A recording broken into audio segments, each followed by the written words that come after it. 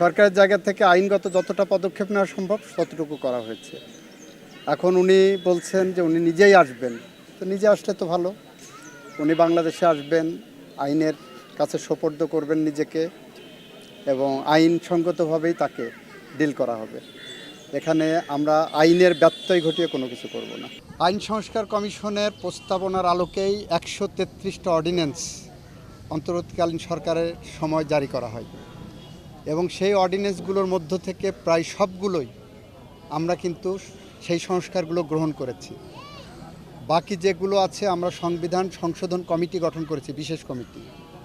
সেই কমিটি জুলাই সনদের আলোকে আমরা সংস্কারগুলো এগিয়ে নেব। জুলাই সনদের আলোকে সংস্কার এগিয়ে নিয়ে যেটাগুলো সংশোধন করা দরকার আমরা সেগুলো সংশোধন করব। আমরা মাস্টার প্ল্যান করছি পর্যটন খাতকে কিভাবে আকৃষ্ট করা যায় জনগণের কাছে এবং বিদেশি পর্যটকদের কাছে, সেই ব্যাপারে আমরা একটা মহাপরিকল্পনা হাতে নিয়েছি।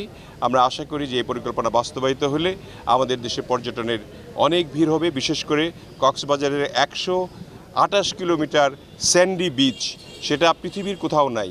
সেটাকে আমরা যদি সুসজ্জিত করতে পারি, বিদেশিদের সঙ্গেও কথা বলছি, আমরা যদি পিপিপি মডেলেও হয় সেটাকে আমরা আন্তর্জাতিক মানের করব, যাতে করে সারা বিশ্ব থেকে বাংলাদেশের এই স্যান্ডি বিচ দেখতে আসে।